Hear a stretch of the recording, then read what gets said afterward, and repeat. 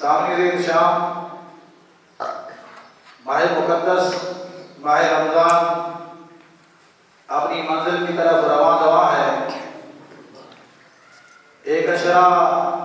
اختتام کو پہنچ گیا ہے، ختم ہو گیا ہے، دوسرا اشرا شروع ہے، رحمت والا اشرا اور پھر نفرت والا، گناہوں سے بخشش کا اشرا۔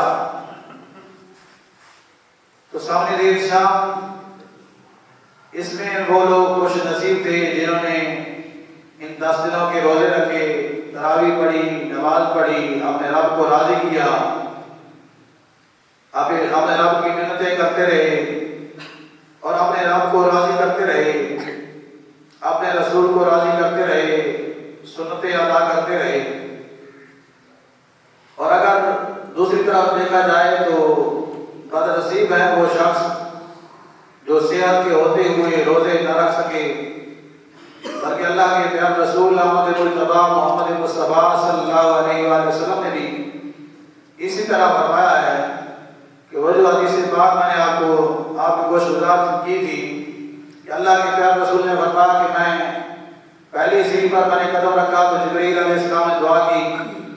کہ وہ لوگ ان کی ناک خاک آلود ہو جنہوں نے بڑھاپے کی حالت میں اپنے والدین کو پایا اور پھر ان کی خدمت کر کے جنت حاصل نہ کر سکے،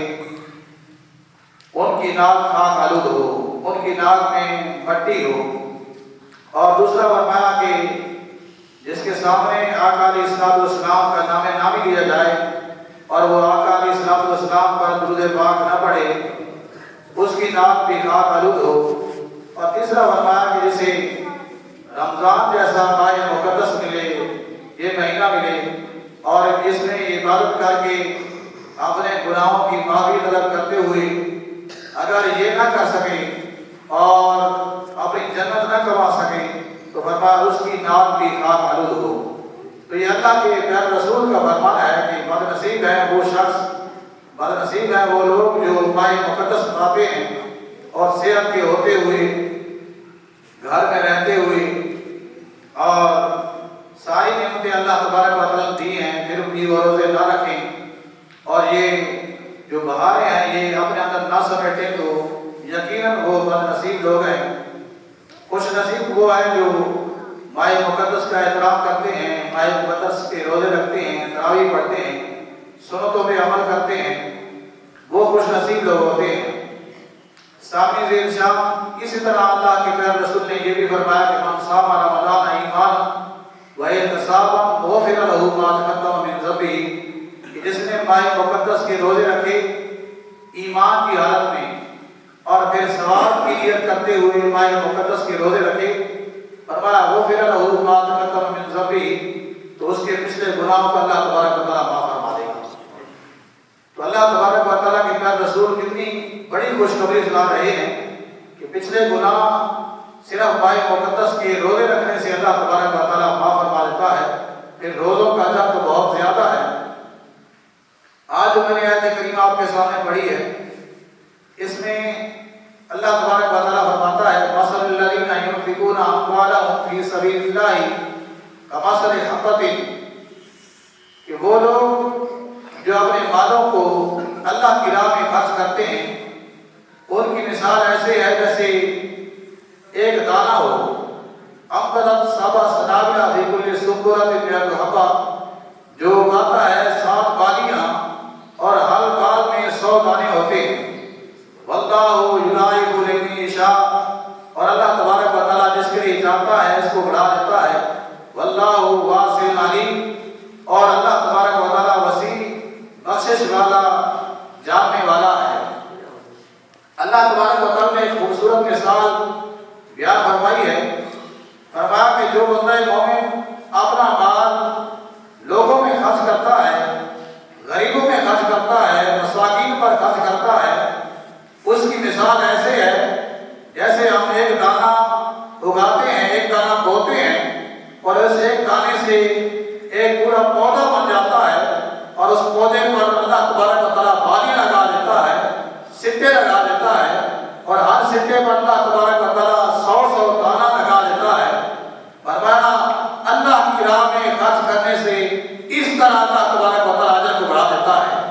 تم اللہ کی بارگاہ میں 1 روپیہ خرچ کرو گے تو اللہ تبارک و تعالیٰ اس صدقے کو اس طرح بڑھا دے گا، اس طرح ایک دانہ بویا جاتا ہے اور اس ایک دانے سے اللہ تبارک و تعالیٰ تمہیں 700 دانے عطا فرماتا ہے۔ فرمایا ایک کے بدلے میں اللہ تبارک و تعالیٰ 700 عطا فرمائے گا۔ فرمایا یہ تو ایک حد مقرر اللہ تبارک و تعالیٰ نے فرمائی ہے، مقرر فرمائی ہے۔ اور پھر اس کے بعد اللہ تبارک و تعالیٰ نے یہ بھی فرمایا ہے وَاللَّهُ يُضَاعِفُ لِمَن يَشَاءُ،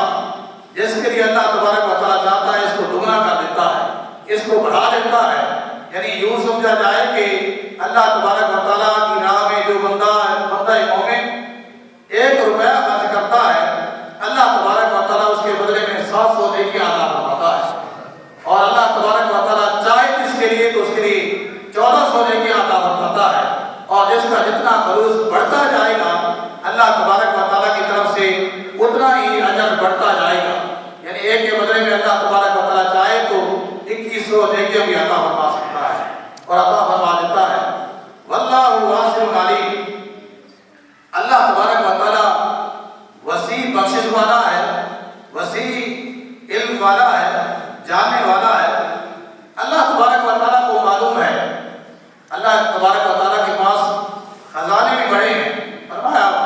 واللہ واسع علیم، اللہ تبارک و تعالیٰ وسعت والا ہے، بخشنے بھی وسعت والا ہے، بہت زیادہ بخشنے والا ہے۔ اور اللہ تبارک و تعالیٰ کے پاس جو خزانے ہیں وہ بھی بہت بڑے ہیں، جسے جتنا چاہے اللہ تبارک و تعالیٰ عطا فرمائے۔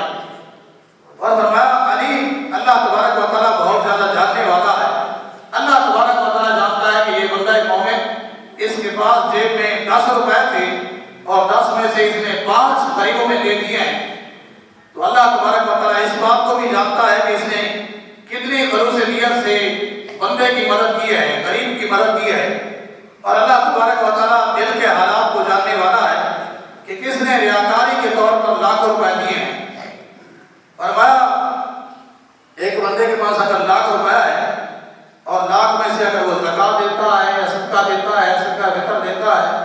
یا کوئی نفلی صدقہ دیتا ہے، وہ اگر 100 روپے 200 روپے دیتا ہے تو اس کو اتنا اجر نہیں ملے گا جتنا ایک بندے کے پاس 100 روپے ہے اور 100 میں سے وہ 50 کسی غریب کو دے دیتا ہے تو اس کا اجر زیادہ ہے۔ فرمایا اماؤنٹ نہیں دیکھی جاتی، مال نہیں دیکھا جاتا،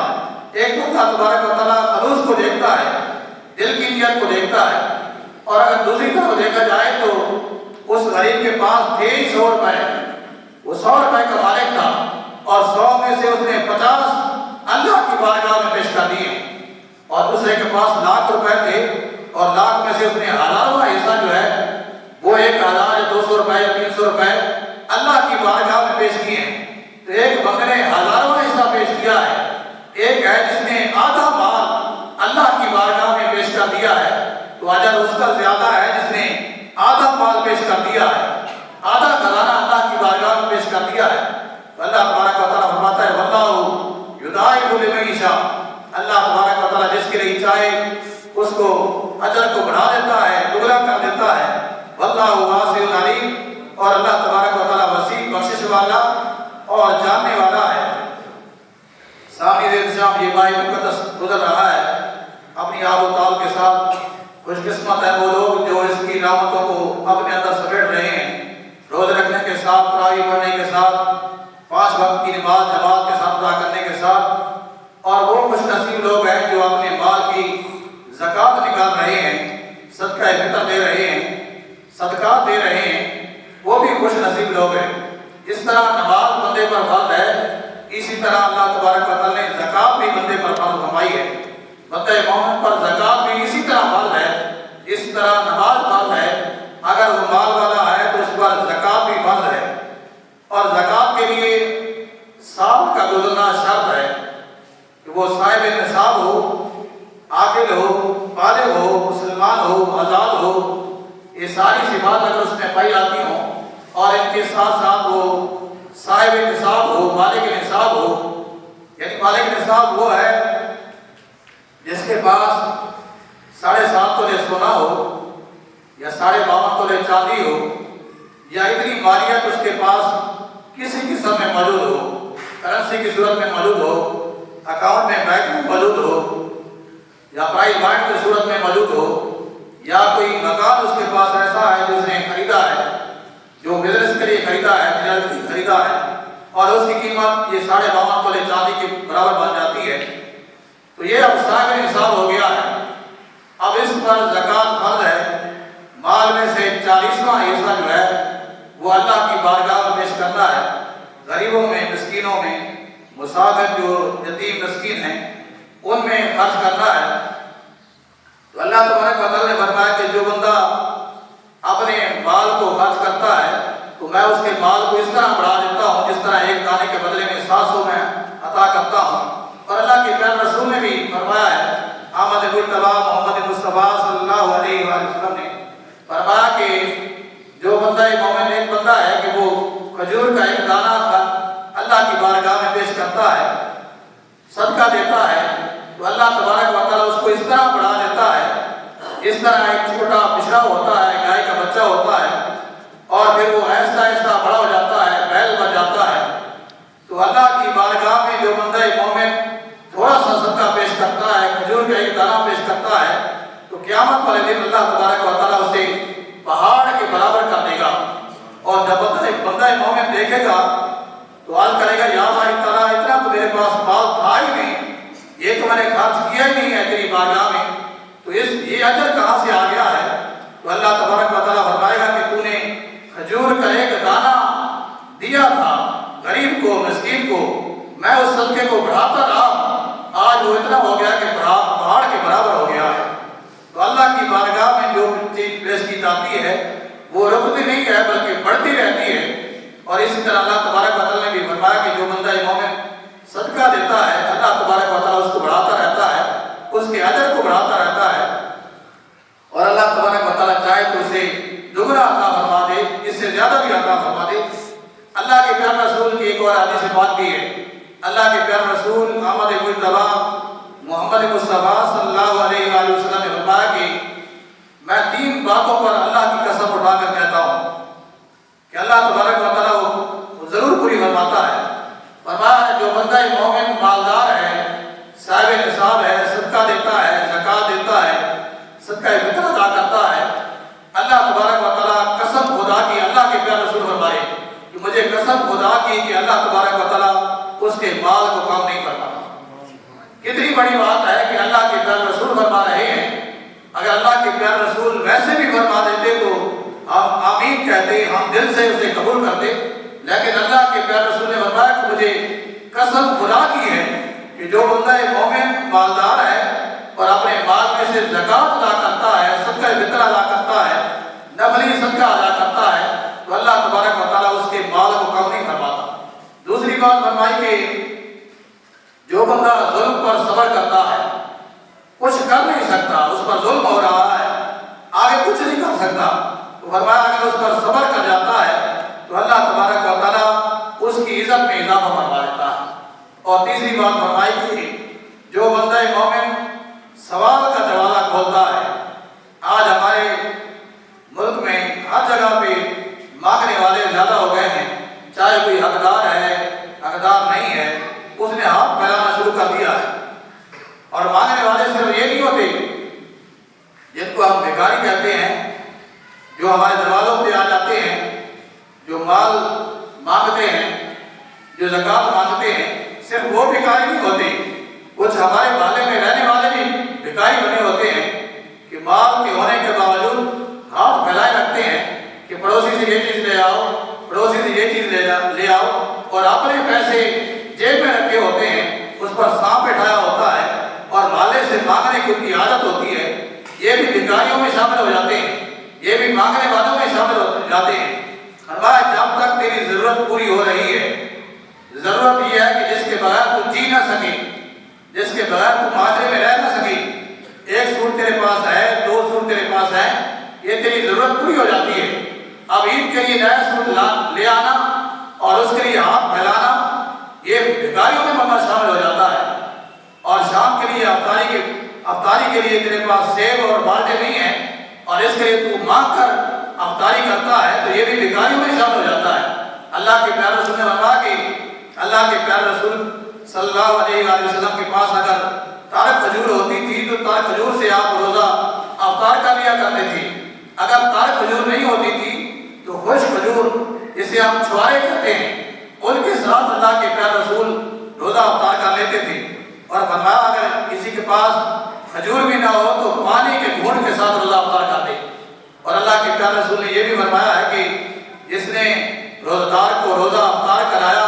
چاہے ایک کھجور کے ساتھ یا ایک گھونٹ پانی کے ساتھ یا ایک گھونٹ دودھ کے ساتھ تو اللہ تبارک و تعالیٰ اس کے پچھلے گناہوں کو معاف فرما دیتا ہے. تو سامنے انتظام یہ جو ہم نے افطاریاں بنا لی ہیں یہ اپنی طرف سے زیادہ کر لی ہیں. اگر اس کے لیے کوئی اگر اللہ تبارک و تعالیٰ نے مال و دولت دیا ہوا ہے تو اپنے اوپر خرچ کرتا ہے تو یہ منع نہیں ہے. اچھا سوٹ پہنتا ہے, اچھا لباس پہنتا ہے, اچھا کھاتا ہے تو یہ منع نہیں ہے. لیکن اپنی جو عیاشی پوری کرنے کے لیے ہاتھ پھیلاتا ہے تو اس کو اللہ تبارک و تعالیٰ نے منع فرمایا ہے. اور حدیث پاک میں ہے کہ جو بندہ مومن سوال کا دروازہ کھولتا ہے, جو بندہ سوال کا دروازہ کھولتا ہے اللہ تبارک و تعالیٰ اس پر تندرستی کا دروازہ کھول دیتا ہے. بندہ تو یہ سمجھتا ہے کہ میں مانگوں گا تو میرا مال بچ جائے گا, میرے گھر کا خزانہ زیادہ ہو جائے گا. فرمایا اس طرح نہیں, جو بندہ ہاتھ پھیلائے گا تو اللہ تبارک و تعالیٰ اس پر محتاجی کا دروازہ کھول دے گا. اس کے پاس جتنا بھی پیسہ آ جائے گا وہ مانگتا ہی رہے گا, اس کی عادت بن جائے گی اور اس طرح اس پر محتاجی کا دروازہ کھلا رہے گا. جو زکوٰۃ ہے, زکوٰۃ کے بارے میں نازل کر رہا تھا, یہ اس پر ہے جو صاحب نصاب ہے. صاحب نصاب وہ ہے جس کے پاس 7.5 تولے سونا موجود ہے یا 52.5 تولے چاندی موجود ہے یا اس کے برابر اس کے پاس مالیت موجود ہے. اس میں ایک اور بات بھی آ جاتی ہے کہ ہمارے گھروں میں 1 تولہ سونا موجود ہوتا ہے, 2 تولہ سونا موجود ہوتا ہے اور ہم سمجھتے ہیں کہ ہمارے اوپر زکوٰۃ نہیں ہے. اگر 1 تولہ سونا موجود ہے اور اس کی قیمت 52.5 تولے چاندی کے برابر ہو جاتی ہے اور سونے کے ساتھ تھوڑی بہت رقم موجود ہے, اگرچہ 1 روپیہ بھی گھر میں موجود ہے اور اس پر سال گزر گیا ہے تو اس پر بھی زکوٰۃ فرض ہے. اب اسے زکوٰۃ دینی ہے. اب نہ وہ صدقہ فطر لے سکتا ہے اور نہ ہی زکوٰۃ لے سکتا ہے, نہ ہی کوئی اور مال لے سکتا ہے, بلکہ اس پر زکوٰۃ فرض ہے. وہ زکوٰۃ بھی ادا کرے گا, صدقہ فطر بھی ادا کرے گا. اگر باقی نفلی صدقات ادا کرے تو اور زیادہ فائدہ ہوگا. تو جس کے پاس 1 تولہ سونا بھی موجود ہے اس کی قیمت اور اس کے ساتھ ساتھ تھوڑی بہت رقم گھر میں موجود ہے, تھوڑی بہت رقم گھر میں موجود ہوتی ہے اور وہ رقم جو ہے 1 روپیہ ہو, 10 روپیہ ہو, اسی طرح پورا سال یہ چلتے رہے تو اس پر زکوٰۃ فرض ہے. اگر 52.5 تولے چاندی کے برابر اس کی مالیت ہو جاتی ہے. اسی طرح اگر بندے کے پاس جو ہے وہ پلاٹ موجود ہے, لیکن پلاٹ وہ ہے جو تجارت کے لیے اس نے خریدا ہے, بیچنے کے لیے, ہر وہ مال جو بندے نے بیچنے کے لیے خریدا ہے اس پر اگر وہ شرائط پوری ہوتی ہیں تو اس پر زکوٰۃ فرض ہے, اس پر صدقہ فطر بھی واجب ہے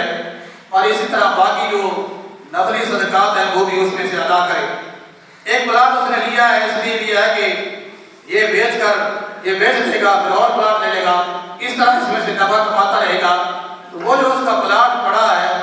اس پر بھی اگر اس کی قیمت اتنی بن جاتی ہے کہ وہ 52.5 تولے چاندی کے برابر بن جاتی ہے تو اس پر زکوٰۃ فرض ہے, اسے زکوٰۃ ادا کرنی ہوگی. اگر ایک پلاٹ وہ اس لیے لیتا ہے کہ یہ میرے کسی ضرورت میں کام آ جائے گا, لیکن یہ بندے کو خود معلوم ہوتا ہے, بندے کی نیت ہوتی ہے, یہ اس وقت کی نیت ہوتی ہے جس وقت وہ پلاٹ خرید رہا ہے. پلاٹ اس لیے خرید رہا ہے کہ یہ میرے بچوں کے کام آ جائے گا, بچے بڑے ہو جائیں گے ان کے لیے میں گھر بنا دوں گا. اب اس پر زکوٰۃ نہیں ہے. زکوٰۃ صرف اس صورت میں ہے, اس مال پر ہے جو مال بندہ اس لیے خریدتا ہے کہ یہ میں کل بیچوں گا. اب اسی طرح دکاندار ہے, دکاندار کے پاس ایک مال موجود ہے جو بیچنے کے لیے اس نے رکھا ہوا ہے.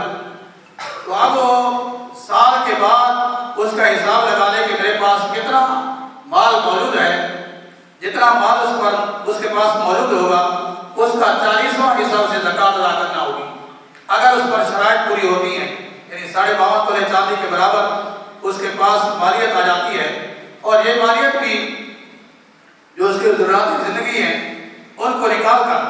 جیسے اس کے پاس پہننے کے لباس ہیں، چاہے اس کے پاس لباس جو ہے وہ مہنگے لباس ہیں، وہ مہنگے لباس وہ پہنتا ہے، تو ان کو اس میں سے نکال دیا جائے گا۔ اسی طرح جو سواری وہ استعمال کرتا ہے، چاہے وہ گاڑی استعمال کرتا ہے، موٹر سائیکل استعمال کرتا ہے، وہ اس میں شامل نہیں کیا جائے گا۔ وہ اس مال میں جو جس سے زکوٰۃ ادا کرنی ہے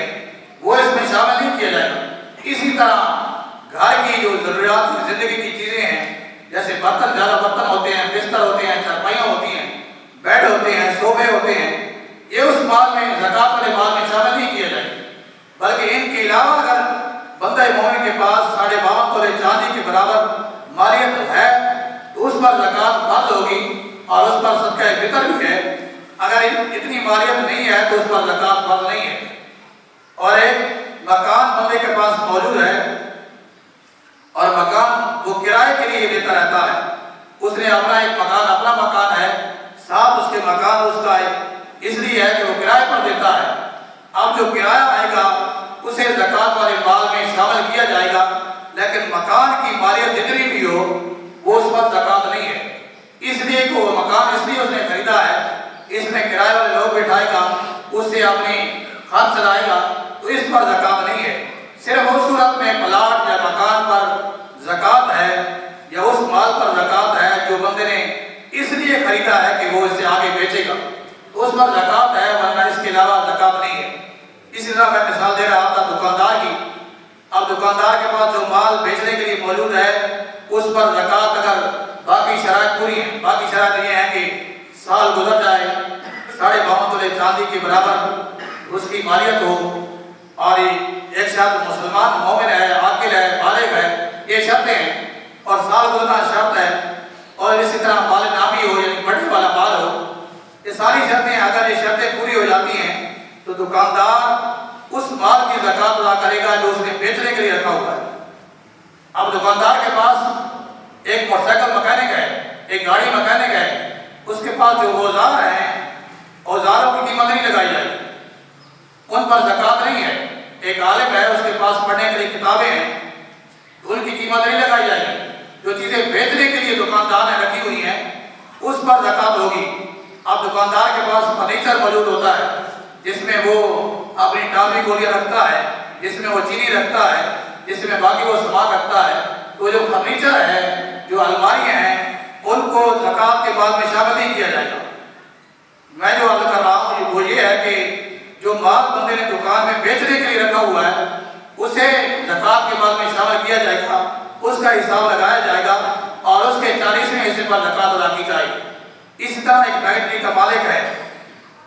جو پروڈکٹ وہ بناتا ہے، اور پروڈکٹ بنانے کے لیے جو چیز بنانے کے لیے وہ باقی چیزیں استعمال کرتا ہے، جیسے ایک بندہ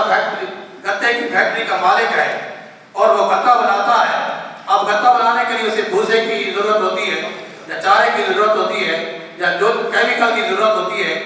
وہ اب زکوٰۃ کے مال میں اسے شامل کیا جائے گا۔ لیکن بڑی بڑی جو بھاری مشینیں وہاں لگی ہوئی ہیں، مشینری لگی ہوئی ہے، اب اس کی قیمت زکوٰۃ کے مال میں شامل نہیں کرے گا۔ یعنی یہ نہیں ہے کہ 1 لاکھ کی اس نے جو اس کے پاس مشین ہے اس کا بھی حساب لگائے کہ اس کی 1 لاکھ قیمت ہے، دوسری مشین کی 1 لاکھ قیمت ہے، یہ 2 لاکھ بن جائے گی، اس پر مجھے زکوٰۃ ادا کرنی ہوگی، اس پر زکوٰۃ نہیں ہے۔ جو اس کی فیکٹری میں بیچنے کے لیے چیز موجود ہے یا بیچنے کے لیے جو سامان بنایا جاتا ہے اس کے لیے جو چیزیں استعمال ہوتی ہیں، وہ جو چیزیں ہیں ان کا حساب لگایا جائے گا اور اس پر زکوٰۃ ادا کی جائے گی۔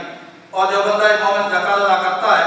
اللہ تبارک و تعالیٰ اس صدقے کو بڑھا دیتا ہے اور اللہ تبارک و تعالیٰ اس کے مال میں برکت عطا فرما دیتا ہے۔ سامعین عزیز الشام، اس طرح صدقہ فطر ہے۔ صدقہ فطر جو ہے وہ ایک اس پر ہے جس جو صاحب نصاب ہے، جس پر زکوٰۃ فرض ہے، اس پر صدقہ فطر واجب ہے کہ وہ صدقہ فطر ادا کرے۔ اور صدقہ فطر کے بارے میں ہے کہ اللہ کے پیارے رسول نے فرمایا کہ جو بندہ مومن روزے رکھتا ہے اور صدقہ فطر ادا نہیں کرتا تو ایسے ہے جیسے روزے زمین اور آسمان کے درمیان لٹک رہے ہیں، یعنی اس کے روزے ہو تو جاتے ہیں لیکن قبول تب ہوتے ہیں، مکمل تب ہوتے ہیں اگر وہ مالدار ہے اور مال میں سے اپنے مال میں سے صدقہ فطر ادا کرتا ہے۔ صدقہ فطر جو ہے وہ گندم کے 2.25 سے گندم 2 کلو اور 2 یا اس کی قیمت، اور سارے صاحب نے 2 شرط بتائی ہے. اگر وہ کھجور ہے تو پھر وہ 4 کلو اور 4 شرط بن جائیں گی. کھجور ہے، گندم ہے، یا اس کے ساتھ جو ہے وہ انگور ہے، تو وہ 2 کلو اور 2 شرط یا اس کی قیمت وہ ادا کرے گا. جو صاحب نصاب ہے، جس کے پاس عید کے دنوں میں اتنا مال ہے جو ضرورت زندگی سے بچ کر 52.5 تولے چاندی کے برابر ہو جاتا ہے، تو فرمایا وہ 2 کلو گندم یا 2 کلو 2 شرط گندم یا اس کا آٹا یا اس کے برابر جو ہے وہ مالیت ادا کرے گا ہر فی کا آدمی کی طرف سے. یعنی گھر میں اگر 8 افراد ہیں، ایک باپ ہے، ایک اس کی گھر والی ہے اور 6 بچے ہیں، تو یہ اپنی طرف سے بھی ادا کرے، اپنے بچوں کی طرف سے بھی ادا کرے. اگر بیوی جو ہے وہ صاحب نصاب ہے تو وہ اپنی خود ادا کرے یا خاوند اس کی طرف سے ادا کر دے. یعنی 8 کی طرف سے ادا کیا جائے گا، اپنے چھوٹے بچوں کی طرف سے بھی صدقہ فطر ادا کیا جائے گا. ایسے یہ مسئلہ بن جاتا ہے کہ پوچھا جاتا ہے کہ صدقہ فطر کتنا ہے. یہ جو صدقہ فطر یہاں ممبر کی طرف سے بتایا جاتا ہے، یہ کم سے کم بتایا جاتا ہے. ایک گندم کی قیمت جو کم سے کم ہے وہ آج 12,000 ہے فی بوری، تو اس حساب سے 260 روپے تقریباً یہاں علاقے کا مقرر کیا گیا ہے. صدقہ فطر فی کس جو ہے 260 روپے مقرر کیا گیا ہے علاقہ کے حساب سے، ہمارے علاقے کے حساب سے. لیکن یہ کم سے کم ہے. اگر کوئی بندہ کھجور کے حساب سے ادا کرنا چاہتا ہے اور اللہ تبارک و تعالیٰ نے اسے طاقت عطا فرمائی ہوئی ہے، تو کھجور 4 کلو اور 4 شرط یعنی 4.25 کلو بنتی ہے. اگر اس کا حساب لگایا جائے تو 2,000 روپے بنتے ہیں فی کس کے لحاظ سے. اگر کشمش کا حساب لگایا جائے تو شاید وہ 4 سے 5,000 روپے فی کس بنتے ہیں. تو ہم اسی ٹکوں پہ رہتے ہیں کہ صدقہ فطر کتنا بنتا ہے. یہ کم سے کم 260 روپے بتایا جاتا ہے. جو اس سے زیادہ ادا کرے گا تو وہ زیادہ اجر کا مستحق ہو جائے گا، اور زیادہ سے زیادہ کی کوئی حد نہیں ہے. جو جتنا ادا کرے گا اللہ تبارک و تعالیٰ کی بارگاہ میں پیش کرے گا اور اللہ تبارک و تعالیٰ سے اتنا ہی اجر عطا فرمائے گا. جتنا خلوص نیت سے ادا کیا جائے گا اللہ تبارک و تعالیٰ اتنا ہی زیادہ اجر عطا فرمائے گا. اللہ تبارک و تعالیٰ سے دعا ہے کہ اللہ تبارک و تعالیٰ ہمیں حق علیہ السلام و اسلام کی ہر سنت پر عمل کرنے کی توفیق عطا فرمائے. وآخر دعوانا الحمد للہ رب العالمین. سنتے اللہ فرمائے.